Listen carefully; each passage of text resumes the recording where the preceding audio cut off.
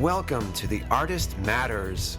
I'm Alex Rudy, and each week you will meet incredible artists from all walks of life. Filmmakers, writers, actors, painters, musicians, and so many more, sharing their stories to motivate and inspire the creative in you.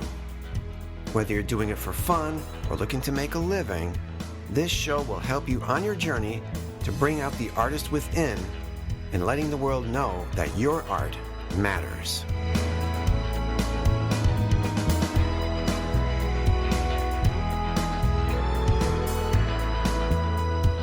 Hi everybody, welcome to The Artist Matters. I'm your host, Alex Rudy. Welcome to show number 50. Yeah, I've reached the big 50, and that'll be my age at some point this year. But hey, it's just a number, right? Okay, yeah. That's what they tell you. But I don't know, I'm still in decent shape. At least I try. I did work out this weekend like I haven't worked out in a while, which was a good thing. Took my wife's jazz aerobics class. Got some cardio in. Burned 605 calories taking her class. Always fun to dance and move with her and all the people attending the class. And for once, I was not the only guy in the classroom. There was an older gentleman in the back trying to keep up. But it's good. See, they get out there, they move their bodies, they keep things flowing. And it's nice to see another guy there. But anyway, let's see, this past week, I had, I was supposed to be interviewed by somebody, but he canceled on me twice. No biggie. Stuff came up and he got sick, so I understand. Things happen. And though when he posted on the Don't Keep Your Day Job Facebook group that he was starting a podcast and wanting to interview people, he asked if anybody else would like to be on there, and I posted my information. And I got 2 queries about 2 potential guests, and one of them is the one I'm going to be talking to today. Her name is Joanna Finch. Joanna is my second guest hailing from Canada. She's lived there, she's grown up there pretty much all her life, and always been a creative type, loved acting, was about to pursue it, really was going to get serious with it, but she got married and things changed.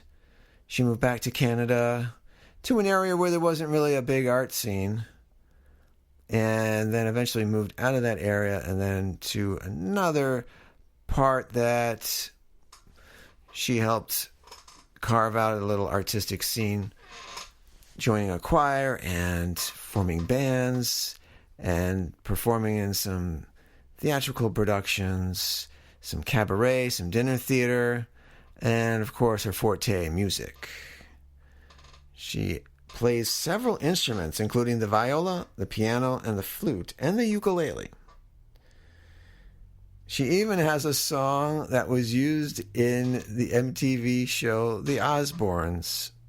Interesting tidbit about that. You got to hear that.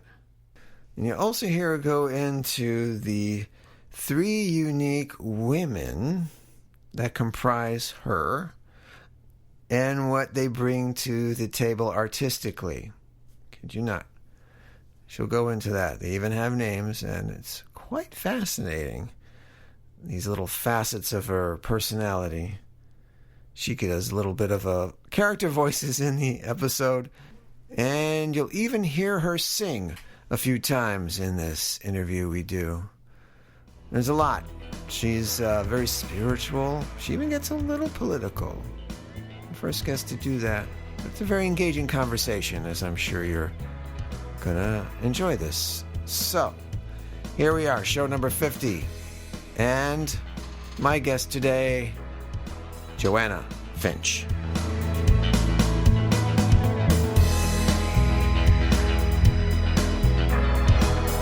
All right, let's welcome to the show, Joanna. How you doing? I'm just great, thank you. How are you? Great. Just couldn't resist singing it. You're my first Joanna, so I had to sing the song. with your name. Joanna. That's appropriate because you're a singer. See? So, Yeah. it works out fine. Now, let's begin at the beginning. Where did you grow up? I grew up in Victoria, British Columbia, on Vancouver Island. Now, was that an inspiring place for creativity? Phenomenal. Yeah. And my mother and my family also were very inspiring because we had a very boisterous family, and I was exposed to a lot of different things, and I rode my bike all over the place, and there's blossoms everywhere in the spring, and it's just, there's sea and the ocean, it's physically, it's very inspiring, and it's a place where there's a lot of dreamers that come from Victoria. So yes, it's got a bit of a magic to it. People say it's one of the most beautiful cities in the world. I have to check it out. So what was your creative side as a kid? Was it music or was it something else? It was mostly music. I started singing. My very first solo was Mary, Mother of Jesus, when I was 5 years old. In the kindergarten Christmas little show we put on. And I still remember all the words to the song. Got a bit of a funny memory that way because I remember all the songs I learned in elementary school, and I can sing them to my friends, and they go, "How do you remember that?" I don't know. I guess it mattered to me because art matters. And yeah, I guess it was mostly music. I was always inspired by music, but I also liked a lot of theater. I really liked drama. I liked characters, and so I had a fantastic imagination, and I loved playing roles. But I used to like, pretending I was different things, and then I developed voices because of that. What kind of voices? Well, any kind of voice at all. I like to just become different things. I was bugs. I like to be bugs. And I like to be scary things. And I really like to be a witch. I was usually always a witch at Christmas, at Halloween. Hey, she does her holidays different up there. Okay? Love to cackle. Nice. So just kind of, I was a fairly theatrical kind of kid, but weird. So with all this creative energy, you sang in a show. Did you start doing theater as a kid? Yes, actually, my first production was when I was 10.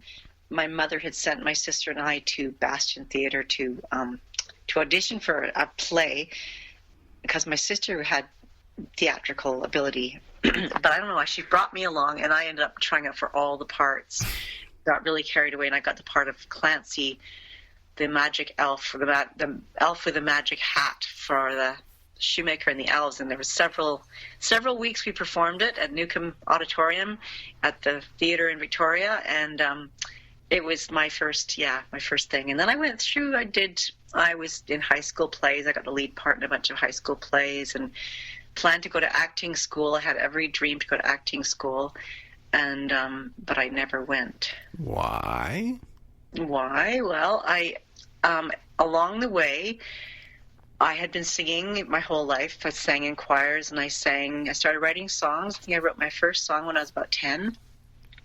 And then got really kind of serious about it when I was about 16, living in the Queen Charlotte Islands for a little while.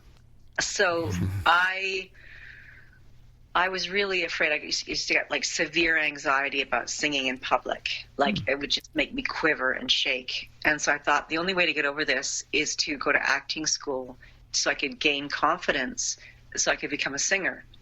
But I also really liked to act, but it just at that point felt easy for me because all I had to do was just pretend I was somebody else and remember lines.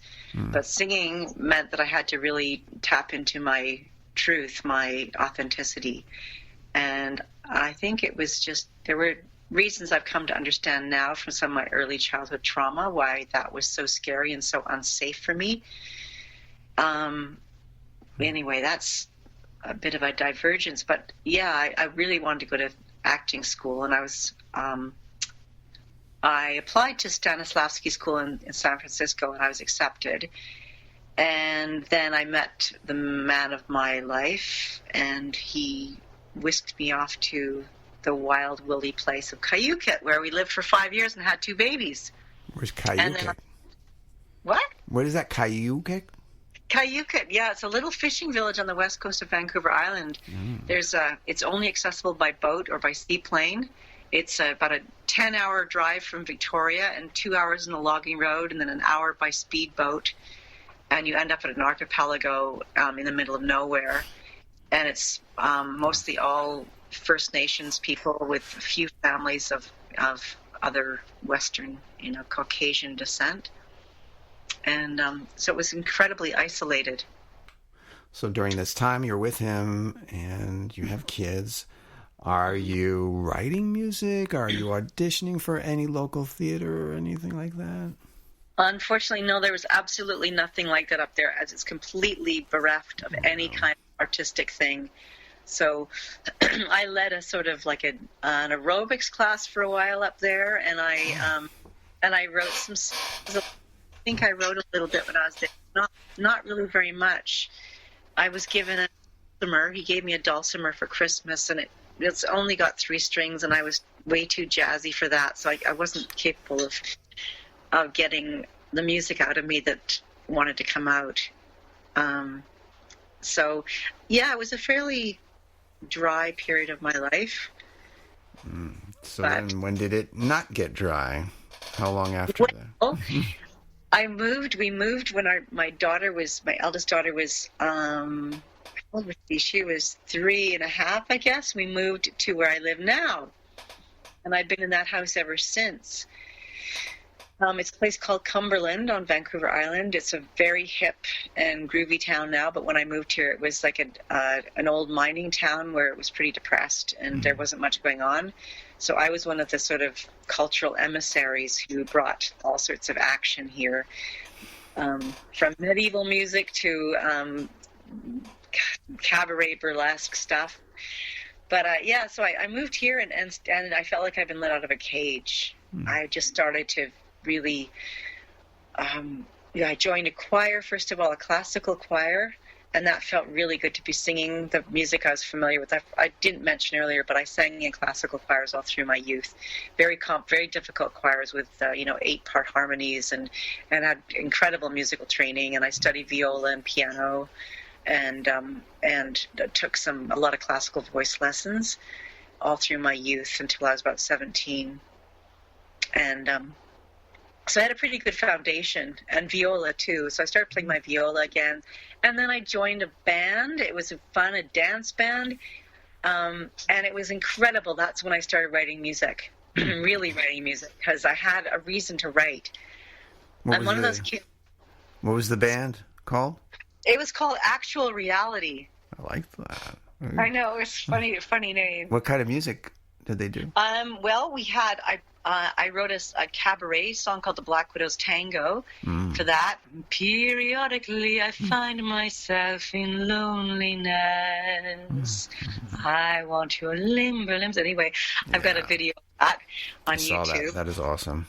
Okay. And and I wrote My First Love Was My Bicycle, which is kind of a ska reggae song. And so it was quite kind of eclectic. We had 3 songwriters in the band, and kind of like, I don't know, I guess art rock, reggae, sort of a little bit of calypso, a little bit of sort of Afro groove stuff. It was pretty cool. It was really eclectic. How did you form? How did you all meet? How did the group meet? Come together? Well, there's a guy named Wyatt Lamoureux who's an actor here, and I was actually at the time also involved with a group called the Misadventures.